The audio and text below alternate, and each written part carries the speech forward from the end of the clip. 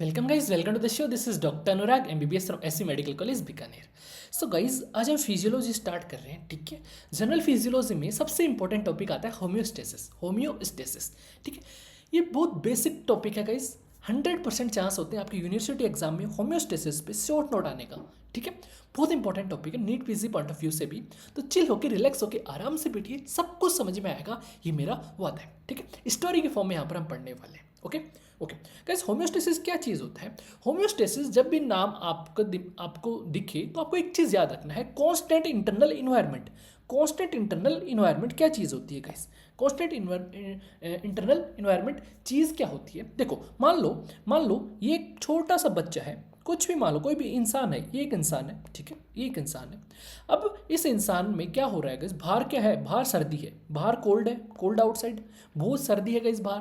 अब बहुत ज़्यादा सर्दी है तो ये जो इंसान है, ये जो ह्यूमन है, ये क्या करने लग जाएगा? सीवरिंग करने लग जाएगा। इस ह्यूमन के बॉडी के अंदर ऐसा मैकेनिज्म होएगा कि ये क्या करने लग जाएगा? सीवरिंग सीवरिंग इसकी होने लग जाएगी। तो गाइस, सीवरिंग की वजह से ये जो बाहर की जो कोल्ड है, बाहर की जो कोल्ड है, उसको न्यूट्रलाइज करने के लिए ये क्या करने लग जाएगा? अपना टेम्परेचर बढ़ाएगा, अपना टेम्परेचर बढ़ाएगा और सीवरिंग इसके होने लग जाएगी, सीवरिंग इसके होने लग जाएगी। ठीक है, तो ये क्या है? ये क्या है? एक मैकेनिज्म है। ये क्या है? एक मैकेनिज्म है, ताकि जो इंटरनल इन्वायरमेंट है वो कांस्टेंट रह सके, कांस्टेंट रह सके। क्लियर? एक और एग्जांपल लेते हैं, एक और एग्जांपल लेते हैं। ये एक ह्यूमन है, प्यारा सा सुंदर सा ह्यूमन है। ठीक है, ये रूम के अंदर है। ठीक है, एंड रूम के अंदर गाइस बहुत ज़्यादा हीट है, बहुत ज़्यादा हीट है। ठीक है, बहुत ज़्यादा हीट है। तो इसका बॉडी ऑफ मैकेनिज्म क्या करेगा? स्वेटिंग स्वेटिंग पसीने लाएगा, इसके पसीने लाएगा, और पसीने से ये क्या होएगा? ये हीट का इफेक्ट कम करेगा। ठीक है, पसीने से ठंड इससे महसूस होएगी। तो ये क्या है?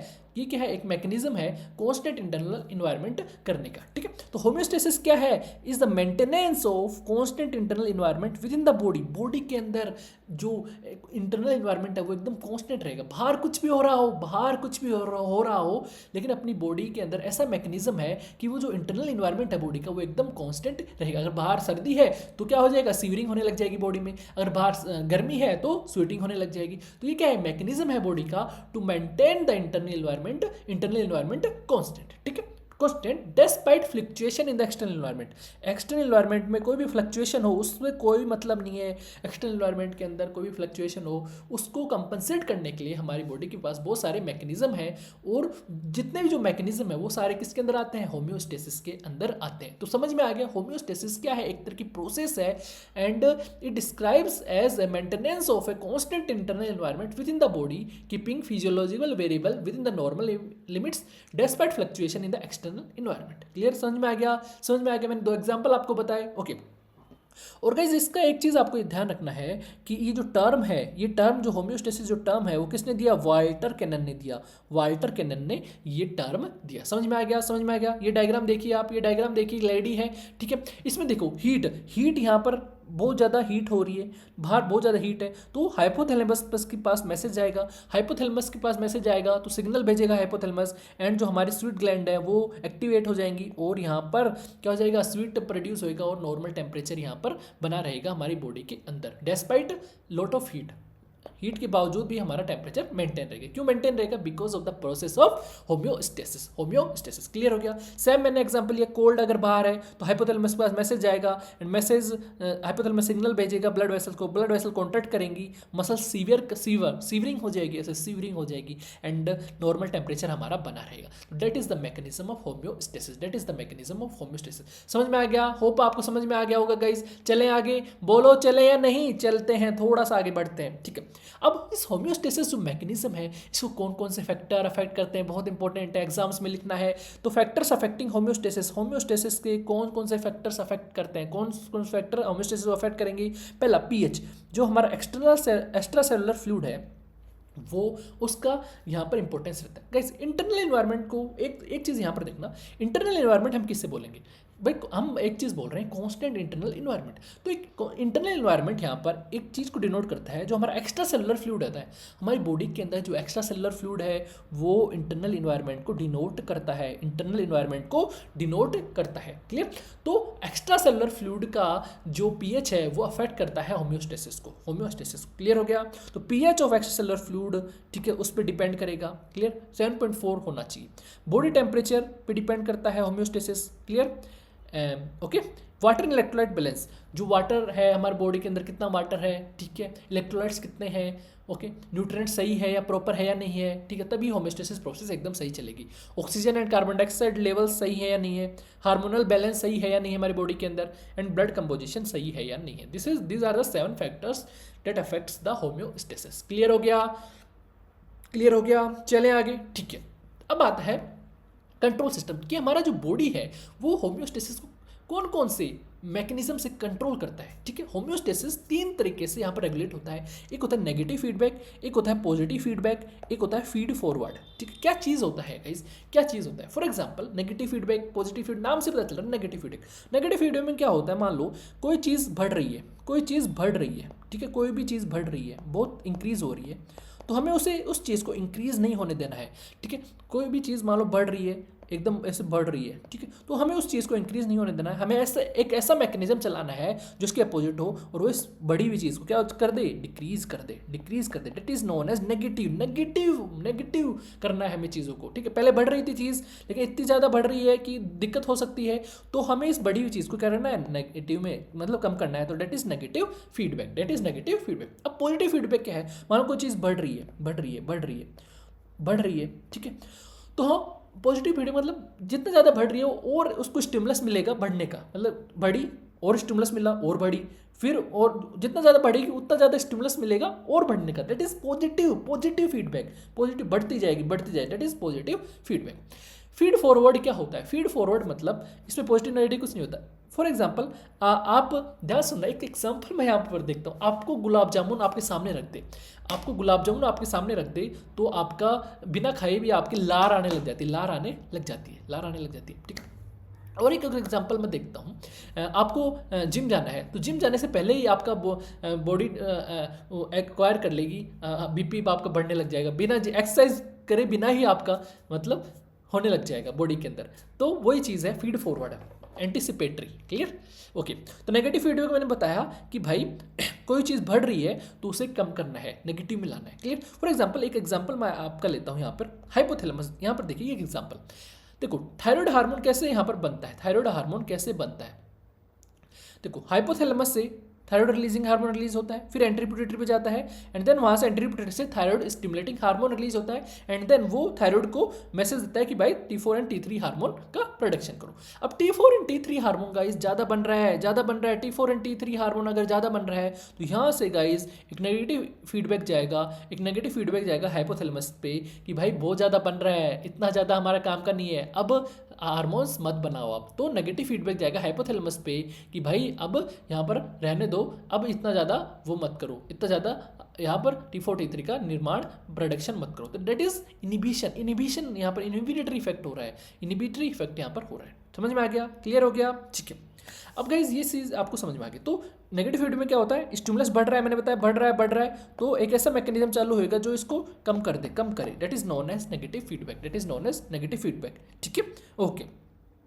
यहाँ पर एक और एग्जांपल हम लेते हैं बैरो रिफ्लेक्स का। भाई जब भी एक्सरसाइज करते हैं हम तो बीपी एकदम से राइज हो जाता है, बीपी राइज हो जाता है, लेकिन थोड़ी देर बाद में बीपी नॉर्मल हो जाता है। क्यों नॉर्मल हो जाता है? क्योंकि जैसे बीपी राइज होएगा गाइज, राइज हो रहा है, तो हमारी बॉडी के पास एक मैसेज आएगा कि भाई बीपी बहुत ज़्यादा राइज हो रहा है, तो इस बीपी को कम करो, इस बीपी को कम करो। तो नेगेटिव फीडबैक एक स्टिमुलेट हो जाएगा, that is known as baro reflex. और इस बैरो रिफ्लेक्स की वजह से गाइज जो बीपी है हमारा नॉर्मल लिमिट में आ जाएगा, नॉर्मल लिमिट में आ जाएगा। ठीक है, ओके। तो जस्ट याद रखो कि क्या होता है नेगेटिव फीडबैक। क्लियर? बैरो रिफ्लेक्स बहुत डिटेल में हम आगे पढ़ेंगे। ओके, तो ये इतना चीज़ आपको पता होना चाहिए। ओके, ठीक है, ओके। एंडोक्राइन हार्मोन रेगुलेशन, मैंने अभी बताया थायराइड हार्मोन का, थायराइड हार्मोन बढ़ रहा था, तो नेगेटिव फीडबैक गया हाइपोथैलेमस पे कि भाई बहुत बन गया है थायराइड हार्मोन, अब ज़्यादा मत बनाओ, अब ज़्यादा मत बनाओ। ठीक है।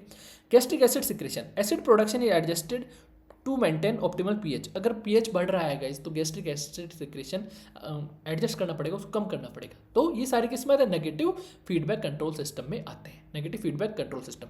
And negative feedback control system की इफेक्टिवनेस को हम किससे नापते हैं? गेन से। किससे मेजर करते हैं? गेन से। गेन क्या होता है? करेक्शन ऑफ सिस्टम, मतलब बीपी बढ़ रहा था मान लो, तो बीपी बढ़ रहा था तो नेगेटिव फीडबैक एक्टिवेट हुआ और उस बीपी को कम किया। तो कितना कम किया? करेक्शन कितना हुआ? करेक्शन कितना हुआ और एरर कितना? भाई करेक्शन, भाई कोई भी चीज़ करेंगे तो फुल्ली तो करेक्ट होएगी नहीं, फुल्ली तो कोई भी चीज़ करेक्ट होती नहीं है, तो थोड़ा बहुत एरर भी रिमेन रह जाता है। तो करेक्शन कितना हुआ एंड एरर कितना रिमेनिंग हुआ, and that is the definition of gain. Gain is defined as the ratio of correction of the system and error remaining। Clear? अब देखो गेन मान लो इनफाइनाइट गेन कब हो सकता है? जब एरर अगर कुछ भी ना हो, एरर नहीं बोलते गाइस, इसको एरर बोलते हैं, एरर। ठीक है, तो एरर अगर जीरो है, एरर जीरो है गाइस, एरर अगर जीरो है तो गेन क्या हो जाएगा? इनफाइनाइट हो जाएगा। इनफाइनाइट 1/0 क्या होता है? इनफाइनाइट। कुछ भी बाय जीरो इनफाइनाइट होता है, तो गेन क्या हो जाएगा? इनफाइनाइट। अगर एरर जीरो हो जाएगा तो गेन इनफाइनाइट हो जाएगा। तो गेन की डेफिनेशन भी आपको पूछी जा सकती है वाइवाज में। क्लियर हो गया? क्लियर हो गया? तो ये सारी चीज़ क्या है गाइज? ये सारी चीज़ हमने नेगेटिव फीडबैक पढ़ी। अब पॉजिटिव फीडबैक मतलब कोई भी चीज़ इंक्रीज हो रही है तो जो इंक्रीज हो रहा है वही स्टिमुलस देगा और इंक्रीज होने का, that is known as positive feedback. For example आपने देखा होगा गाइज, आपने देखा होगा जब आप पढ़ते हो, क्या पढ़ते हो आप? कोगुलेशन पाथवे पढ़ते हो। कोगुलेशन पाथवे जब आप पढ़ते हो, ठीक है, तो एक क्लोटिंग फैक्टर जो होता है, जो क्लोटिंग फैक्टर होता है वो दूसरे क्लोटिंग फैक्टर को क्या करता है? उसको इंक्रीज कर जाता है। ठीक है, मान लो कोई भी फैक्टर एक्टिवेट हुआ तो दूसरे फैक्टर को एक्टिवेट करेगा, तीसरे फैक्टर को एक्टिवेट करेगा। ठीक है, तो उस तरीके से यहाँ पर जो कोगुलेशन पाथवे वो एक्टिवेट होता रहता है। तो that is known as positive feedback. ठीक है, an increase in the initiating stimulus, further increase in the response, मैंने बताया। ठीक है, लीड्स टू एन एम्पलीफिकेशन, उससे क्या होगा? एम्पलीफिकेशन होता रहेगा, and it is known as vicious cycle. उसे क्या बोलते हैं? विशियस साइकिल भी हम कह देते हैं। और इसका निमोनिक, आप इसके एग्जाम्पल किस निमोनिक से याद कर सकते हो? क्लैप्स से। CLAPS एक निमोनिक है, उससे आप याद कर सकते हो। क्लैप्स क्या चीज़ है गाइस? Coagulation pathway. ठीक है, LH सर्ज क्या होता है? जब आप डिलीवरी होती है, ओव्यूलेशन होता है, तो ओव्यूलेशन किस हार्मोन की मदद से होता है? LH की वजह से। ठीक है, तो LH सर्ज जो है वो एग्जाम्पल है किसका? एग्जाम्पल है LH जब बढ़ता है तो ओव्यूलेशन होता है। ठीक है, तो that is no example of positive feedback. And then action potential भी किसका एग्जाम्पल है? एक्शन पोटेंशियल भी पॉजिटिव फीडबैक का एग्जाम्पल है। पार्चुरेशन ये भी किसका एग्जाम्पल है? पॉजिटिव फीडबैक का। कैसे? पार्चुरेशन कैसा एग्जाम्पल है पॉजिटिव फीडबैक का? ये फर्गसन रिफ्लेक्स भी कहते हैं पार्चुरेशन को। कैसे? देखो, जब फीटल हेड जो है, जब डिलीवरी होती है तो फीटल हेड जो है, जब बच्चा नीचे आता है, ठीक है, वाजाना से नीचे आता है, ठीक है, फीटल हेड जो होता है प्रेशर, यूट्राइन सर्विस को प्रेशराइज करता है। ठीक है, प्रेशर डालेगा यूट्राइन सर्विस पे। जैसे ही प्रेशर डालता है ना कैसे ऑक्सीटोसिन रिलीज होता है। जैसे ऑक्सीटोसिन रिलीज हुआ वो यूट्राइन कॉन्ट्रैक्शन और कराएगा यूट्राइन कॉन्ट्रैक्शन। एंड जैसे यूट्राइन कॉन्ट्रैक्शन और होएगा तो फीटल हेड वो और नीचे जाएगा। जैसे यूट्राइन कॉन्ट्रैक्शन और होएगा तो फीटल हेड और नीचे जाएगा गाइस। एंड ये साइकिल होती रहती है तब तक डिलीवरी ना हो जाए।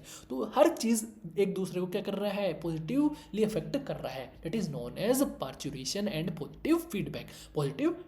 ठीक है, पार्चुरेशन किसका एग्जाम्पल है? पॉजिटिव फीडबैक का। शॉक, देखो हिमरेजिक शॉक अगर हो गया मान लो रोड ट्रैफिक एक्सीडेंट से, तो वो क्या करता है? इरिवर्सिबल शॉक को प्रोड्यूस करेगा एंड उसकी वजह से डेथ हो सकती है बाय पॉजिटिव फीडबैक। क्लियर हो गया? तो CLAPS, C मतलब कोगुलेशन पाथवे, L मतलब LH सर्ज, A मतलब एक्शन पोटेंशियल, P मतलब पार्चुरेशन एंड S मतलब शॉक हो गया। क्लियर? तो ये आपको एग्जांपल्स याद रखने हैं। क्लियर? पॉजिटिव नेगेटिव फीडबैक दोनों हो गए। लास्ट बचता है हमारा feed forward control system, anticipatory control system भी हम इसे कहते हैं। इसमें क्या होता है? कोई भी एक्चुअल स्टिमुलस होए उससे पहले ही हमारी बॉडी रेस्पॉन्ड कर जाती है। फॉर एग्जांपल मैंने बताया कि हमें क्या करना है, हमें एक्सरसाइज, मान लो जिम जाना है, तो जिम जाने से पहले हमने एक्सरसाइज की नहीं, उससे पहले हमारी रेस्पिरेटरी रेट और हार्ट रेट बढ़ने स्टार्ट हो जाती है। मान लो एक और चीज़ देखो, आपको यूनिवर्सिटी एग्जाम के पेपर्स दे रहे हो, पेपर आया ही नहीं, पेपर आपने देखा ही नहीं, उससे पहले ही आपको एक दिन पहले ही क्या आपकी हार्ट बीट बढ़ने लग जाएगी। That is known as feed forward control system. पहले ही पहले क्या हो रही है? क्या बोलते हैं उसे? गड़बड़ाहट। ठीक है, ओके, एंजाइटी हो रही है गाइस, पहले ही एंजाइटी आपकी हो रही है, तो that is known as feed forward control system. Clear हो गया? चलें आगे चलें। ठीक है, तो ये सारी चीज़ें हो जाती हैं गाइस, ये सारी चीज़ें हो जाती हैं। ओके, एंड एक चीज़ इसमें एक और एग्जांपल है, मान लो आपको a person driving on highway sees a cow ahead applies brake in anticipation of danger. भाई आपने काउ देखी, तो काउ देखी तो हमारा रिफ्लेक्स एकदम से एक्टिवेट हो जाएगा और हमने ब्रेक लगा दिया, तो डेंजर होने से पहले हमने यहाँ पे सारी चीज़ कर ली। That is known as anticipatory motor control and इसका सेंटर क्या होता है, सेरिबेलम में। क्लियर, तो ये चीज़ आपको ध्यान में रखनी। तो ये एंटिसिपेटरी फीड फॉरवर्ड समझ में आ गया, पॉजिटिव फीडबैक नेगेटिव फीडबैक समझ में आ गया, क्या चीज़ है, क्या डिफरेंस इन दोनों के अंदर। होप गाइस पूरे कंसेप्ट से आपने यहाँ पर ये कंसेप्ट गेन किए होंगे। रटना कुछ नहीं है, सब चीज़ों को समझते चलो, अपने आप अपने दिमाग के अंदर कंसेप्ट बैठेंगे, रटना नहीं पड़ेगा गाइस। एक बार मेरे लेक्चर्स आप पढ़ लो, देन कुछ भी यहाँ पर आपका दिक्कत नहीं होगी। हमारे नोट्स आपको कहाँ मिलेंगे, हमारे नोट्स और सारे वीडियो लेक्चर्स और हमारे क्या मिलेंगे, हमारे ऐप पे। ऐप को कैसे डाउनलोड करना है, प्ले स्टोर पे जाना, एंड्रॉइड यूजर हो तो डॉक्टर नरासन MBBS ऐप डाउनलोड कर लेना। अगर एप्पल चलाते हो तो क्या करना है, ऐप स्टोर पे जाना है, क्लास प्लस ऐप, ये ऐप डाउनलोड करना है, ORG कोड मांगेगा तो ORG कोड में ये डाल देना है and then login. Same app आपको iOS में मिल जाएगा। और भी बहुत सारे कोर्सेज है, आप हमारे कोर्सेज ज्वाइन कर सकते हैं, फर्स्ट ईयर कोर्सेज। ठीक है, तो ये सारी चीज़ें आपको ध्यान में रखना है। यहाँ पे भी लिखा हुआ है हमारे ऐप कैसे डाउनलोड कर सकते हैं। थैंक यू गाइज, मिलते हैं नेक्स्ट वीडियो के अंदर। जय हिंद, जय भारत।